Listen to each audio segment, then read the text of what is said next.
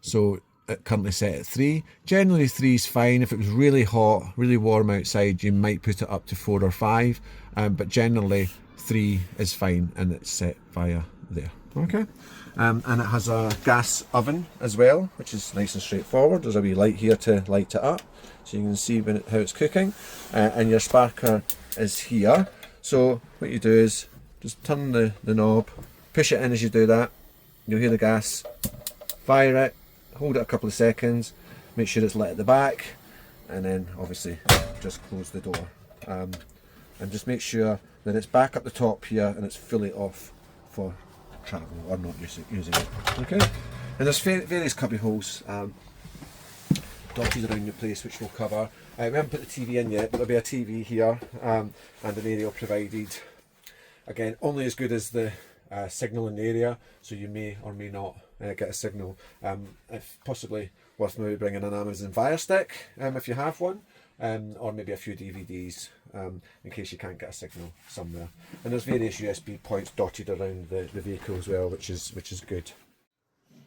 So to explain how the sleeping arrangements work, if there's just 2 of you, then what to do is just pull these back seats forward, like so, and then just underneath the bed here, there's a lever. Just pull that forward, and it just slides down into the area here. And what you do is you lie long ways, so your head's up in the top back area here, and your feet are down here. And the nice thing about this is, if you're more than 6 feet, it's nice and comfortable, because they're too short across the way, these vans, for people who are plus 6 foot. So that's if you're having it for just 2 and lying that way. You'll see there's some ladders that are in the garage. Now what you have to do here is just lift it up a tiny bit first to get your ladders on, yeah, and then you can then use the navigating, so it makes everything flat, and the access via the ladders here. Okay, so this is a table for dinner time to set it up. So you'll see it's stored behind the passenger seat at the cab. There's this button here.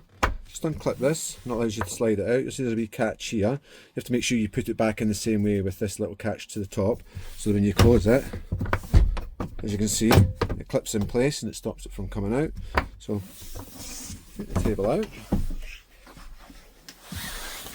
to the back here, and then just in the cupboard here, you'll see that the table leg is stored in here, and you'll see that there's wee elastic catches, top and bottom. So undo them to get it out,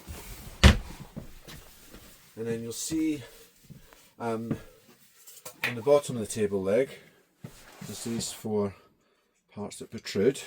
These go into the 4 points here, and you'll see that there's a little line just next to the points that you can see in the base here.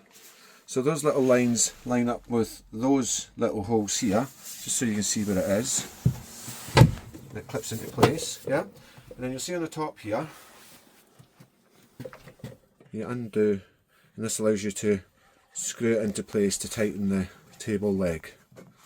So you'll see that's it tightened. Click it back over, and it's now gone nowhere. And what happens is, the bottom of the table here, this bit here, clips into the top part of the table leg here. Yeah, so you'll see that the table clips onto it, and then you'll see underneath here, you see that there's the tightening point here. So if you then just tighten this clockwise, that tightens the strap around the top of the leg, and it holds it in place for when you're having lunch and whatnot. And it also slides around as well, just to move it to allow you to get in and back out. Again, we'll show you this properly at point of collection. And then also the lounge blinds, as you'll see, it's just a pull up and click in place. And you bring them back down, they have the fly screens as well. Guide them back up slowly, and your window grabs, if you want to house window. They just open and stay open where you set them. Now, please make sure for travel that all windows are fully closed. If they're not fully closed, the wind can get in behind them and basically come off. And they're quite expensive to repair, so just be very mindful of that. And the same goes for skylights, all windows fully closed for travel. And on this side, this one just has a sliding window. Now the reason it has that is because of this door, because of course if you open the door and the window was open, it would take it off, so it's got a wee sliding one. Again, just make sure that's fully shut for travel.